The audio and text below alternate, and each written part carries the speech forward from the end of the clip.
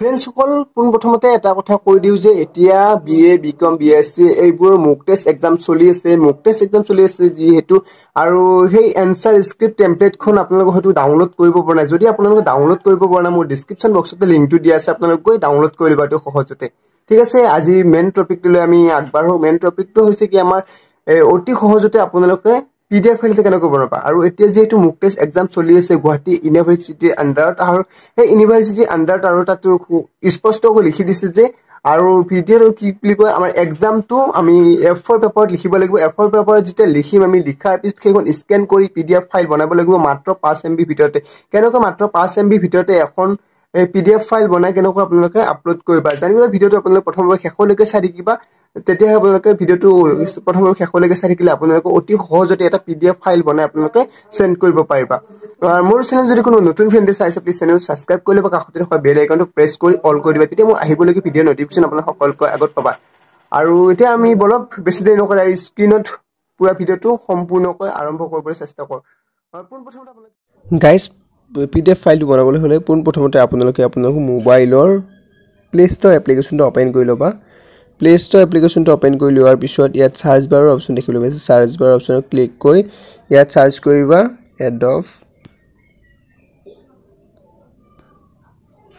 Adobe PDF scanner এই দেখিবলৈ পাইছে Adobe PDF scanner বুলি সাৰ্চ কৰি দিয়াৰ লগে লগে আপোনালোকে এই এপ্লিকেশনটো আপোনালোকে এনেকৈ খুল খাব এই এপ্লিকেশনটো আপোনালোকে পোনপ্ৰথমতে ইয়াত ইনষ্টল কৰি লবা মোৰ অলৰেডি ইনষ্টল কৰা আছে মোৰ ওপেন হৈ আছে আৰু ইয়াত ডাউনলোড দেখিবলৈ আছে 5 কৰি লৈছে কাৰণ ইজি হয় ইজিলি আপোনালোকে PDF ফাইল বনাব পাৰিব বহুত কম MB ভিতৰতে বনাব পাৰি মই পোনপ্ৰথমতে ওপেন কৰি দিলো ওপেন কৰি দিয়াৰ পিছত আপোনালোকে ইয়াত কিবা পাৰমিশন দিব লাগে সকলোখিনি এলাউ কৰি লবা এলাউ কৰি লোৱাৰ পিছত আপোনালোকে কি কৰিবা ইয়াত ফটো যদি আছে আপোনালোকৰ মোবাইল ক্লিক কৰি আছে সেই ফটোৰে আপোনালোকে PDF ফাইল বনাব বিচাৰ নহয়বা আপোনালোকে নিজে কি কৰিব বিচাৰ নিজেই থৈ ইয়াত ডাইৰেক্ট ডকুমেন্টছত ক্লিক কৰি নিজে বনাই ল'ব বিচাৰ মই কি কৰিম ডাইৰেক্টলি ডকুমেন্টছতে ক্লিক কৰি মই বনাই ল'ম এই কিতাপখন দেখিবলৈ পাইছে কিতাপখন মই কেইখনমান পেজ 10-12 খনমান পেজ মই PDF ফাইল কৰি দেখুৱাম আপোনালোকক চাই থাকিবা কিমান কম MB ভিতৰতে মই PDF ফাইলটো বনাই দেখুৱাম এখন হল 10-12 খন মই স্পিডত আপোনালোকক কৰি দেখুৱাইছো চাবা প্ৰথম পেজৰ পৰা মানে কৰি গৈছো আপোনাৰ ভিডিঅ'টো শেষলৈকে চাই যাবা কেনেকৈ মই কি কৰো আৰু কেনেকৈ মই PDF ফাইলটো সেভ কৰো কেনেকৈ কি কৰো সম্পূৰ্ণ প্ৰচেছ আপুনি জানিবলৈ ভিডিঅ'টো শেষলৈকে চাই যাবা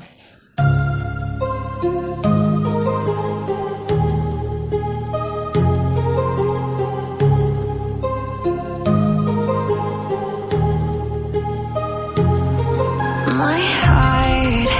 rages around like an ocean in my head because just 10 খন গৈ দেখুৱাম 10 খনত কিমান এমবি কাৰণ এতিয়াটো এক্সামত ইমান খিনি লিখিব নালাগে না হাই স্কোৰ খন 10 খন পেজ 10-12 খন পেজ দিলে ইয়াত কিমান কম এমবি টো খৰচ হ'ব আপুনি লিখিব জাস্ট মই লাষ্ট পেজটো মই দেখুৱাইছো কিমান এমবি টো থৈ যাব পুৰা 10 কমপ্লিট হৈ গ'ল কমপ্লিট হোৱাৰ পিছত আপুনি কি কৰিব ডিৰেকচন আপোনালোকে এই কৰিছিলে তাত ক্লিক কৰি দিবা তাত ক্লিক কৰি দিয়াৰ পিছত ওপৰত দেখিবলৈ পাইছে ইয়াত হল লিখিব লাগে কিবা আপোনালোকে ইয়াত Adobe Scan 30 MB যত লিখা আছে হল আজি মই ক্লিক কৰাৰ কাৰণে আজি মই এই লিখা আছে আপোনালোকে এই ঠাইখিনি ক্লিক কৰি আপোনালোকৰ ইয়াত হল যদি আপোনালোকে কলেজৰ কাৰণে পঠিয়াব লাগে ইয়াত আপোনালোকে নিজৰ ৰোল নাম্বাৰটো বহুৱাই দিবা নিজৰ ৰোল নাম্বাৰটো বহুৱাই ইয়াত কি কৰিবা ৰিনেম বুলি আছে ৰিনেমত ক্লিক কৰি সেভ PDF বুলি সেভ PDFত ক্লিক কৰি আপুনি সেভ কৰিব পাৰা পুনৰ সেভ কৰাৰ আগতে মই কৈ দিও যে ইয়াত বহু কেইটা অপচনছ বা ৰোটেট কৰিব লাগে কালাৰ কৰিব লাগে যি কৰিব লাগে আপোনালোকে কি ইয়াত গোটেইখিনি কৰি ল'ব যদি ব্ল্যাক কালাৰটো কালাৰ না কালাৰ কৰিবলৈ হলে ইয়াত দেখিলৈছে কালাৰ অপচন গৈ আপোনালোকে ফিল্টাৰ ইয়াত সিলেক্ট কৰি ল'ব পাৰা বহু কেইটা কালাৰ আছে আপোনালোকে সিলেক্ট কৰি ল'ব পাৰা সম্পূৰ্ণকৈ মোক কোন ধৰণৰ কালাৰ নালাগে ডাইৰেক্টলি মই ইয়াত সেভ PDFত যেতিয়া ক্লিক কৰিম ক্লিক কৰাৰ পিছত দেখিবলৈ পাবা এই PDFটো ক'ত সেভ হয় কেনেকৈ সেভ হয় গম পাবা সেভত ক্লিক কৰিলো সেভত ক্লিক কৰাৰ পিছত দেখিবলৈ পালে এনেকুৱা হল ইয়াত দেখিলে শেয়াৰ অপচনটো দেখিবলৈ পাইছে আপোনালোকে এইখিনি হল কৰবাত শেয়াৰ কৰিবলগীয়া হলে শেয়াৰ কৰিব পাৰা মই বনুঠে শেয়াৰ ক্লিক কৰিলো শেয়াৰ ক্লিক কৰাৰ পিছত share to copy to strong memory ইয়াত গৈ দেখিবলৈ পাইছে ষ্ট্ৰং মেমৰিত ক্লিক কৰিলো ক্লিক কৰাৰ পিছত ইয়াত ডাউনলোড অপচনত থৈ দিম মই ডাউনলোড অপচন ইয়াত দেখিবলৈ পাইছে ডাউনলোডত ক্লিক কৰিলো ডাউনলোড ক্লিক কৰি মই পেস্ট কৰি দিলো পেস্ট কৰি দিয়াৰ লগে মোৰ এই PDF ফাইলটো সম্পূৰ্ণৰূপে হৈ গ'ল আৰু এই PDF ফাইলটো হৈছে মোৰ মাত্ৰ দেখিবলৈ পাইছে আপোনালোকে